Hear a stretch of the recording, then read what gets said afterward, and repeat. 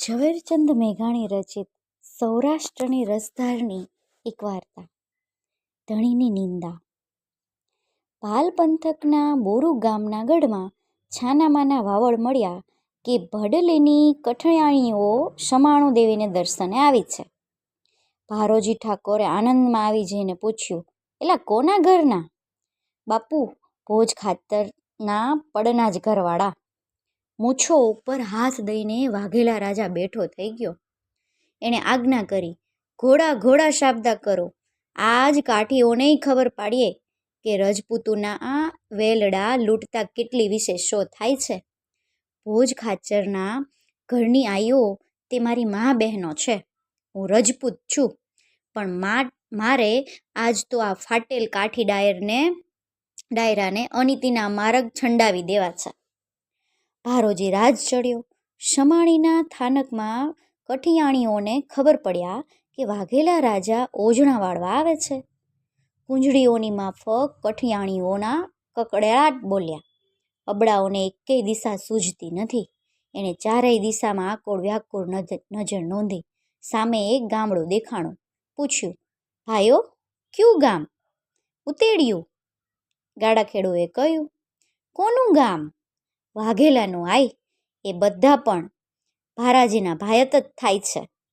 ફિકર નહીં બાપ, આપણા વેલડા ઉતેડિયાના ઝાપામાં દાખલ કરી દ્યો.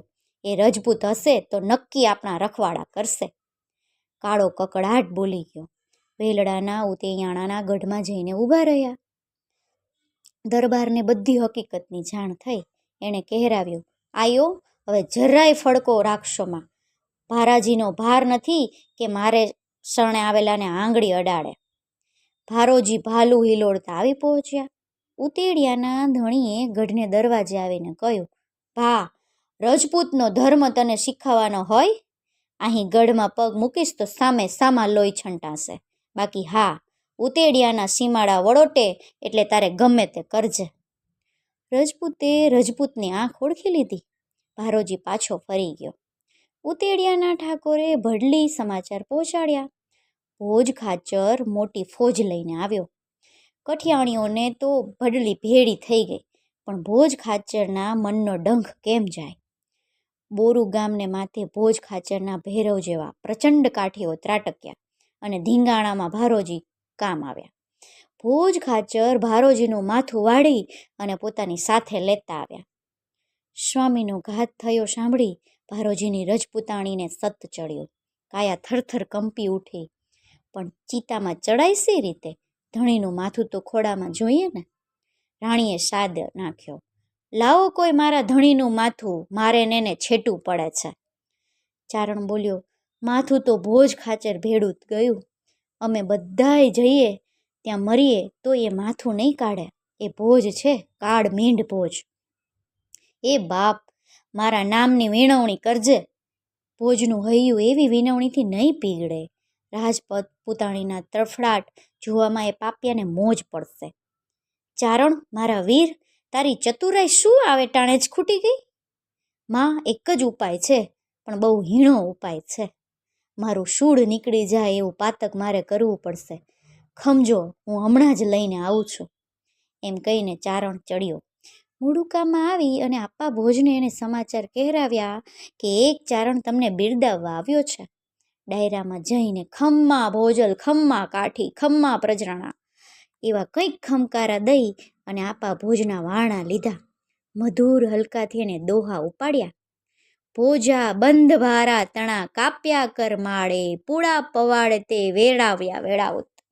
હે વેડા ખાચરના કુંવર ભોજા, તારી તલવાર વડે તે ભારાજી નામના ભારાના બંધ કાપી નાખ્યા અને યુદ્ધરૂપી ખેતરમાં તે ભારાના યશરૂપી પૂળા તે વેરણ છેરણ કરી નાખ્યા. વાહ ગઢવા વાહ, રંગ ગઢવા, રૂડો દુહ્યો કહ્યો. એમ સૌ કાઠવો દુહાઓને વધાવ્યો. ચારણે બીજો દુહો કહ્યો. કરમાળની કોદાળી કરી સજડે કાઢ્યું શૂળ, જડે નહીં જળમૂળ ભારાવાળું ભોજલા. હે ભોજરૂપી ખેડૂ, તલવારને કોદાળી રૂપે વાપરી અને તે ભારાજીના વંશરૂપી સાઠીઓને મૂળમાંથી ખોદી કાઢી. હવે તો એના મૂળિયા પણ હાથ લાગવા મુશ્કેલ પડ્યા છે. એવું વીર્યશાળી તે કામ કર્યું.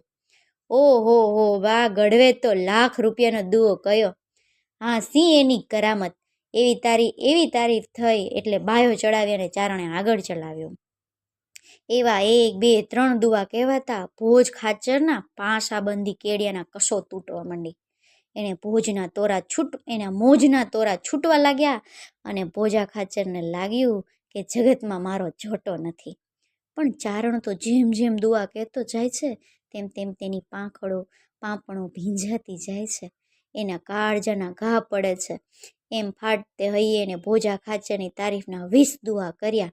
આપા ભોજે હાંકલ કરી, ગઢવા મોજમાં આવે તે માગી લ્યો. બીજું કાંઈ નહીં બાપા, ભારાજીનું માથું જ માગું છું. ભારાજીનું માથું? તમે એનું શું કરશો? બાપ ભોજા, મારી માતાને સત ચડ્યું છે. એના ખોળામાં સ્વામીનું માથું પહોંચાડવાનું છે. ત્યારે તમે ભારાજીના ચારણ છો? હા બાપ, લાવો માથું. મારી માતાને અને એના ધણીને મળવાની વાર થાય છે. ગઢવા શિરામણ લઈને જજો, શીખ કરવી છે. આપા ભોજ, તારા ગામનું તો અન્ન પાણી પણ મારે ગોમટે છે અને તારી મારા માલિકના મારતલની શીખ હોય? ભડલીનું રાજ દે તોય ન લઉં. એક વચની હો તો લાવ, ઝટ માઠું દે. ત્યારે મારી કીર્તિ સિદ્ધ ગઈ ગઢવા, રજપૂતાણીને ખાતર. બાકી મારે તો રૂવાડે કીડા પડજો. મેં ઉઠીને મારા ધણીને વગોવ્યો.